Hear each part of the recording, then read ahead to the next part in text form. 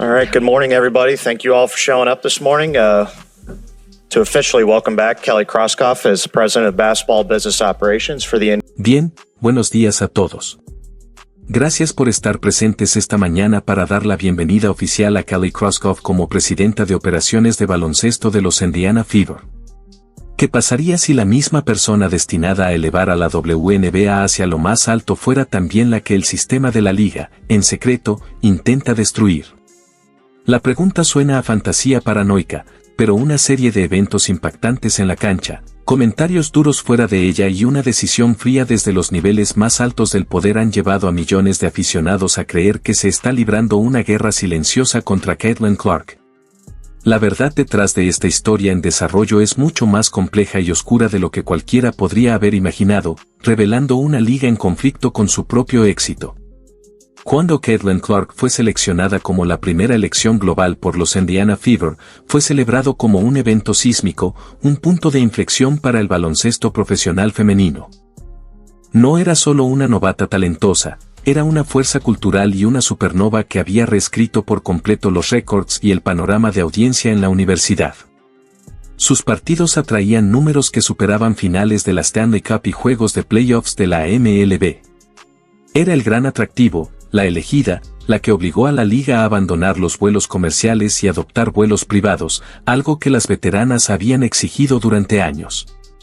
Los estadios que antes estaban casi vacíos ahora se llenaban en minutos, con precios de reventa alcanzando niveles nunca antes vistos.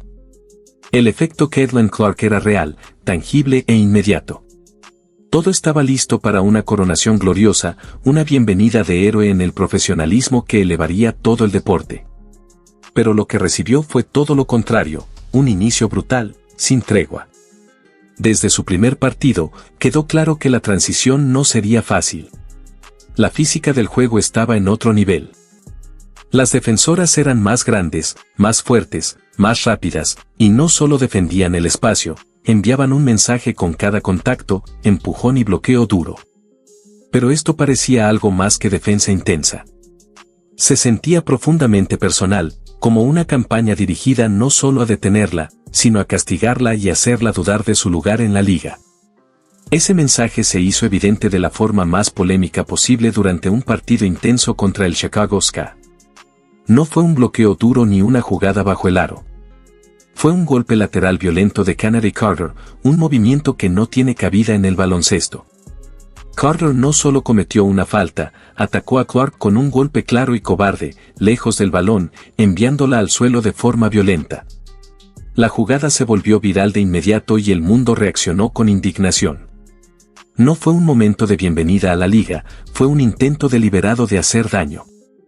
La negativa de Carter a responder preguntas después, junto con la aparente celebración de su compañera Angel Reese en la banca, solo intensificó la polémica.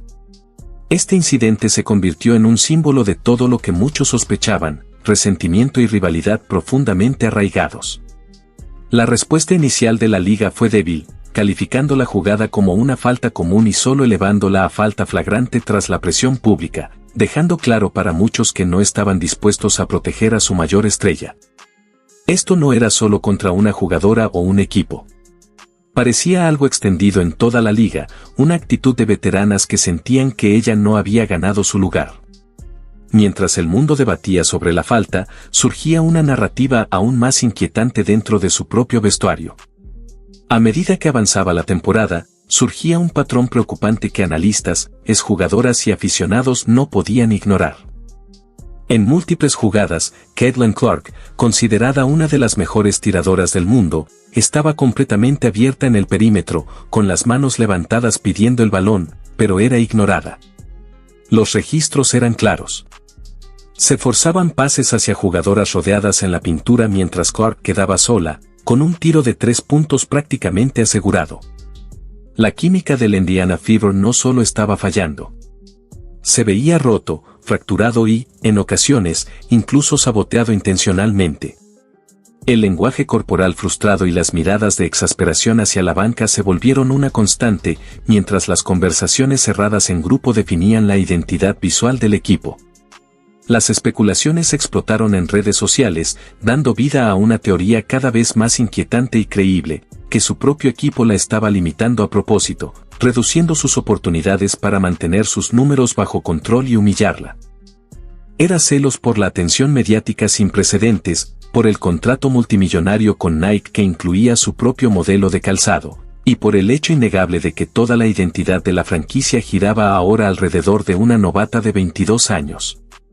Los comentarios postpartido de la veterana estrella Aaliyah Boston solo alimentaron los rumores. Cuando los reporteros le preguntaban por la falta de química, sus respuestas eran breves, evasivas y llenas de lenguaje corporativo, insinuando una frustración más profunda que no podía expresar públicamente. La narrativa cambiaba rápidamente, de una simple historia de una novata adaptándose a la posibilidad aterradora de una rebelión interna. Estaba este talento generacional siendo saboteado no solo por sus rivales, sino por quienes se suponía que eran sus aliadas. Esta tensión interna creó el escenario perfecto para el caos y la desconfianza. Mientras tanto, la vieja guardia de la liga preparaba un mensaje aún más claro y devastador. La animosidad no se limitaba a la cancha. Se amplificaba en los medios por las voces más respetadas de la liga. Jugadoras veteranas, pasadas y presentes, participaban en una campaña sutil pero constante para minimizar su impacto y normalizar el trato físico que estaba recibiendo. Un ejemplo notable fue el de la leyenda Diana Taurasi, quien incluso antes del draft comentó que la realidad llegaría para ella, una frase que, con el tiempo, sonó menos como análisis y más como una advertencia. Otras jugadoras y analistas justificaban la dureza del juego, ignorando que ningún novato en la historia había entrado a una liga con semejante nivel de presión y atención sobre sus hombros. El debate se volvió más complejo y delicado, tocando dinámicas sensibles sobre una jugadora blanca convirtiéndose en la cara de una liga mayoritariamente negra. Muchos señalaron que la narrativa mediática de Salvador borraba injustamente las contribuciones históricas de las mujeres negras que construyeron la liga desde sus cimientos. Esto generó una tormenta perfecta de celos profesionales, tensión cultural e indignación legítima. Se convirtió en una batalla ideológica entre la vieja guardia, que sentía que sus logros estaban siendo ignorados, y el nuevo fenómeno que representaba un cambio radical en el panorama deportivo, cultural y económico.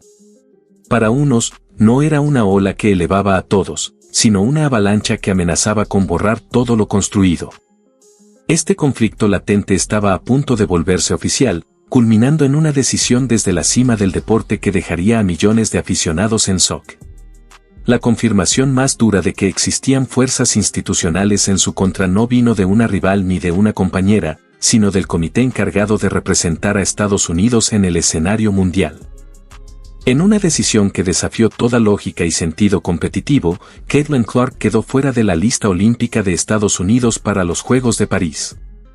La decisión provocó una onda de impacto en todo el mundo del deporte.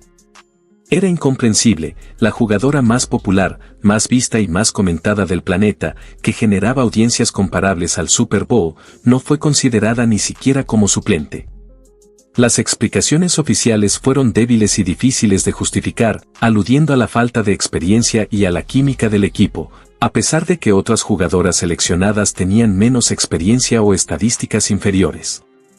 Para muchos, esto fue un acto claro de exclusión desde lo más alto del sistema. Un mensaje contundente: no eres parte de este grupo. Fue una decisión que parecía motivada por orgullo, política y emociones, más que por mérito deportivo, y que dejó al mundo cuestionando el futuro de la propia liga.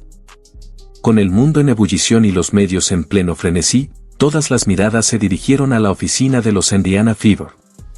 Su jugadora estrella, su principal motor de relevancia, acababa de ser públicamente humillada en un escenario global. La respuesta del equipo revelaría dónde estaban realmente sus lealtades. El mundo esperaba con gran expectativa una defensa contundente. Fans, analistas y patrocinadores anticipaban un comunicado firme, una declaración de apoyo incondicional hacia su jugadora en medio de la tormenta. Lo que recibieron en cambio fue un silencio ensordecedor, calculado y desgarrador. La presidenta de los Fever, Len Dunn, y el resto de la directiva solo emitieron declaraciones corporativas, medidas y estériles, hablando de enfocarse en la temporada de la WNBA, el brillante futuro de Caitlin y la importancia del largo plazo. No hubo fuego, ni indignación, ni pasión, ni una sola señal de lucha. Y en ese momento inquietante de inacción, la verdadera decisión brutal del relato quedó al descubierto. No fue una falta dura ni una omisión controvertida en una lista. Fue una elección estratégica fría por parte de los Indiana Fever, no ir a la guerra por su activo más valioso. Optaron por jugar el juego político para no incomodar al poder establecido de la liga, en lugar de defender a quien estaba sosteniendo el renacer de la franquicia. Fue una traición devastadora, un mensaje claro para Clark. En sus ojos, ella no era una jugadora que debían proteger, sino un activo que debía ser administrado y monetizado. Estaban felices de vender camisetas y llenar el estadio, pero cuando llegó el momento de defenderla, retrocedieron. Esta decisión fría demostró que incluso su propia organización estaba dispuesta a sacrificarla en el corto plazo para mantener su posición dentro de la estructura de poder de la liga. Este silencio calculado, combinado con la exclusión olímpica, reveló una verdad inquietante sobre el negocio del deporte profesional. Todo este conflicto se reduce a una guerra entre dos fuerzas, la máquina imparable del dinero y la cultura establecida que se resiste al cambio. Kathleen Clark representa el dinero. Con un salario de novata sorprendentemente bajo, de unos $76,000, probablemente genera para la liga en un solo cuarto de partido lo que gana en toda la temporada. Es responsable de generar decenas de millones de dólares en nuevos ingresos para todo el ecosistema de la WNBA. Equipos que antes jugaban ante gradas vacías ahora llenan arenas de 20,000 espectadores. Todo gracias a su presencia. El acuerdo de derechos de transmisión a nivel nacional está proyectado a aumentar de $60 millones a más de 240 millones, un salto histórico atribuible casi por completo a ella. Por todos los indicadores financieros, es el activo más valioso en la historia del deporte femenino profesional. Pero se enfrenta a una cultura profundamente arraigada, veteranas y ejecutivos que se sienten desplazados, ignorados y resistentes al cambio radical que ella representa. No ven su ascenso como una bendición, sino como una amenaza a su legado. La liga está atrapada en una paradoja autodestructiva, necesita el dinero y la atención que Kathleen aporta, pero rechaza aceptar el cambio cultural que viene con ella. Los responsables de tomar decisiones, desde el Comité Olímpico hasta la propia oficina de la liga, parecen priorizar el orgullo de algunas figuras veteranas por encima del crecimiento a largo plazo del deporte. Es un conflicto que desafía toda lógica empresarial y revela una liga en guerra consigo misma, con su mayor estrella en el centro del conflicto. Entonces, con rivales en la cancha, tensiones en su equipo y decisiones impactantes desde la cima, ¿qué le depara el futuro a Caitlin Clark en la WNBA? Estamos presenciando una de las historias más intensas, volátiles y de mayor impacto en la historia del deporte moderno. Kathleen Clark es, al mismo tiempo, la salvadora indiscutible de la liga y su mayor problema percibido. Es un talento único, una jugadora generacional que enfrenta agresión física constante, posibles tensiones internas en su vestuario y un sistema político que parece decidido a ponerla a prueba en cada paso. La liga está en una encrucijada crítica, un camino lleva al crecimiento sin precedentes, reconocimiento global y prosperidad financiera, el otro, al orgullo, la tradición y el cierre hacia nuevas oportunidades.